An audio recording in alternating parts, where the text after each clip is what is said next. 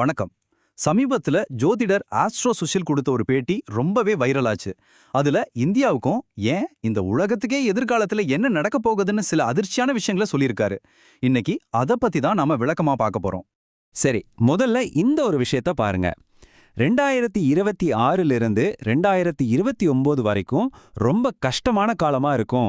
ஒரு புது செடி முளைக்கிறதுக்கு முன்னாடி விதை எப்படி அழுகி போகணுமோ அப்படியான ஒரு நேரம் இது அப்படின்னு சொல்றாரு. அதாவது வரப்போற வருஷங்கள் வெறும் அழிவுக்கானது இல்ல, அது ஒரு அவசியமான மாற்றம், ஒரு புது தொடக்கத்துக்கானதுன்னு இந்த கணிப்புகள் சொல்லுது. அப்போ இந்த கணிப்புகளோட முழு அர்த்தத்தையும் நாம புரிஞ்சுக்கணும்னா முதல்ல அதோட அடிப்படைக்கு போகணும். அதாவது ஒரு பிரம்மஞ்ச யுகம் முடிய போகுது, இன்னொரு புது யுகம் தொடங்க போகுதுங்கிற அந்த கான்செப்டுக்கு. இது நம்மள ஒரு முக்கியமான கேள்விக்கு கொண்டு வருது. நாம இப்போ கலியுகத்தோட இறுதியிலேயா வாழ்ந்துட்டு இருக்கோம். இந்து தர்மப்படி அதர்மமும் குழப்பமும் நிறைஞ்சதுதான்னு சொல்லப்படுற இந்த கலியுகம் உண்மையாவே முடிய போகுதா? இங்க ஒரு சுவாரஸ்யமான விஷயம் என்னன்னா, யுகங்களோட கால அளவை பத்தி ஒரு புது பார்வை முன்வைக்கப்படுது. நாம நினைக்கிற மாதிரி யுகங்கள்னா பல லட்சம் வருஷங்கள்லாம் இல்ல, வெறும் 4000 5000 வருஷங்கள் தான் ஒரு யுகம்னு இந்த கணிப்பு சொல்லுது. அப்படின்னா என்ன அர்த்தம்? இந்த பெரிய மாற்றம் நம்ம காலத்திலே நடக்க வாய்ப்பு இருக்குன்னு சொல்றாங்க. ஆனா இந்த யுக மாற்றம் அமைதியா நடக்காதுன்னு ஜோதிடர் சொல்றாரு. இது உலக அளவுலயும் சரி, நம்ம நாட்டிலயும் சரி, பயங்கரமான நெருக்கடிகள் நிறைஞ்ச ஒரு காலமா இருக்கும்னு கணிக்கப்பட்டிருக்கு. குறிப்பா ஒரு டைம் லைனே கொடுத்திருக்காங்க. 2025ல முடிவோட ஆரம்பம், 2026ல போர் தொடங்குது, 2027ல ஒரு பெரிய அரசியல் மாற்றம், அப்புறம் 2029ல தான் திருப்பு முனை. பாத்தீங்கன்னா இந்த 4 வருஷங்கள் ரொம்ப ரொம்ப முக்கியமான கொந்தளிப்பான காலமா இருக்குன்னு சொல்லப்படுது. இதுல ரொம்ப முக்கியமான கணிப்பு என்னன்னா, ஒரு பெரிய பன்னாட்டு போர் வரப்போகுதுங்கிறது தான். இதுல பாருங்க, 13 முஸ்லிம் நாடுகள் சீனாவோட சேர்ந்து இந்தியா மேல தாக்குதல் நடத்துவாங்கன்னு சொல்லப்பட்டிருக்கு. அப்ப நமக்கு ஒரே ஒரு பெரிய கூட்டாளியா ரஷ்யா மட்டும்தான் இருக்கணும் கணிக்கப்பட்டிருக்கு. இன்னும் சொல்லப்போனா இந்த போர் நடக்கிறது தவிர்க்கவே முடியாததுன்னு இந்த ஆதாரம் சொல்லுது. போர் மட்டும் இல்ல, இந்தியாக்குள்ளேயும் சில நகரங்களுக்கு பெரிய ஆபத்து இருக்குன்னு எச்சரிக்கிறாங்க. குறிப்பா டெல்லி, மும்பை, அப்புறம் மேற்கு உத்தரப்பிரதேசம். இதுல டெல்லிக்கு அணு ஆயுத தாக்குதல் அபாயம் கூட இருக்கலாம்னு சொல்றதா ரொம்பவே கவலைக்குரிய விஷயம். போர், தாக்குதல் இது மட்டும் தானான்னு கேட்டா இல்ல, இன்னும் நிறைய இருக்கு. மும்பை, ஒடிஷா கடற்கரையில ஒரு பெரிய சுனாமி மாதிரி ஒன்னு வரலாம். இமயமலை பகுதியில பெரிய பூகம்பங்கள் ஏற்படலாம். உலக பொருளாதாரம் பயங்கரமா ஆட்டம் காணும்.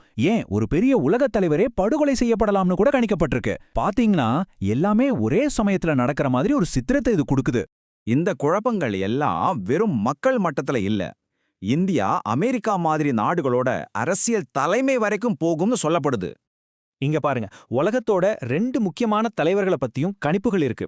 ஒரு பக்கம் இந்திய பிரதமர் அவரோட தற்போதைய பதவிக்காலத்தை முடிக்க மாட்டாரு, 2027க்குள்ள அவர் பதவி விலக வேண்டியிருக்கும், அவரோட செல்வாக்கு குறையும்னு சொல்லப்படுது. இன்னொரு பக்கம் அமெரிக்காவில் ட்ரம்ப் அமெரிக்க பொருளாதாரத்துக்கு பெரிய பாதிப்பை ஏற்படுத்துவாரு, பதவி நீக்க நடவடிக்கைகளை சந்திச்சாலும் பதவியில தொடருவாரு. ஆனா 2026 அவருக்கு ரொம்ப கஷ்டமான வருஷமா இருக்கும்னு கணிக்கப்பட்டிருக்கு. இதுல எல்லாத்தையும் விட ஒரு அதிர்ச்சியான அரசியல் கணிப்பு இதுதான். அதுக்கப்புறம் நாட்டுல பிரதமரே இருக்க மாட்டாரு. 2029 இல்ல 30ல ஒரு புது அமைப்பு உருவாகும்னு சொல்றாங்க.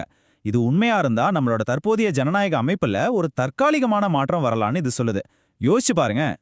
சரி, இவ்வளோ கஷ்டங்கள் குழப்பங்கள்னு பார்த்தோமே, இதுக்கப்புறம் என்ன? இங்க தான் ஒரு முக்கியமான விஷயம் இருக்கு.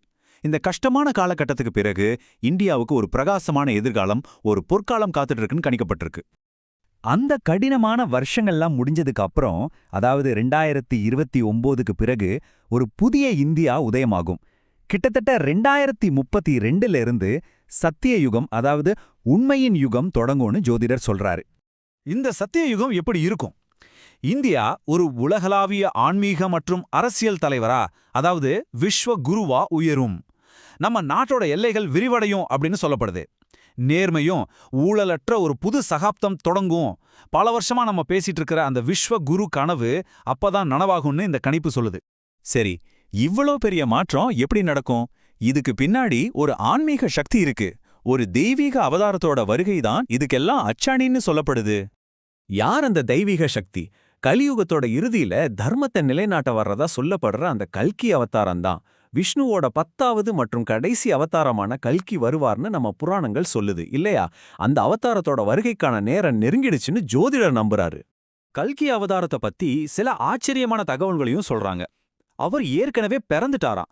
அவருக்கு 20 வயசுக்கு மேல ஆகுதாம். ஆனா அவர் எந்த ராஜ குடும்பத்திலயும் பிறக்கல. ஒரு சாதாரண பிராமண குடும்பத்துல தான் பிறந்திருக்காரு. இப்போ கூட நம்மள மாதிரி ஒரு சாதாரண மனுஷனா வாழ்ந்துட்டு இருக்காரு. இன்னும் ஆச்சரியம் என்னன்னா, அவரே அவரோட தெய்வீக சக்திய பத்தி இன்னும் தெரிஞ்சுக்கலையாம். யோசிச்சு பாருங்க, உலகத்தையே மாத்த போற ஒருத்தர் தன்னை பத்தி தெரியாம நம்ம கூடவே வாழ்ந்துட்டு இருக்கலாம். சரி, இதெல்லாம் கேட்கறதுக்கு சரியா இருக்கு. நாம இதுக்கு எப்படி தயாராகிறது? 2 முக்கியமான ஆலோசனைகள் கொடுக்கப்பட்டிருக்கு. 1 நடைமுறை ரீதியானது. பொருளாதாரம் சரியில்லாம போகுங்கிறதால உணவு தானியங்களையும் தங்கத்தையும் சேமிச்சு வச்சுக்க சொல்றாங்க.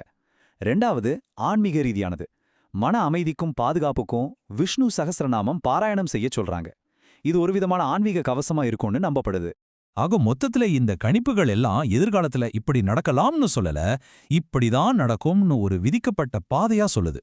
இது நம்மள ஆழமா சிந்திக்க வைக்குது இல்லையா? இது உண்மையிலே நடக்க போகுதா, இல்ல இது ஒரு எச்சரிக்கையா? இது வெறும் ஜோதிடமா, இல்ல வரப்போற காலத்துக்கான ஒரு வழிகாட்டுதலா? நீங்க என்ன நினைக்கிறீங்க?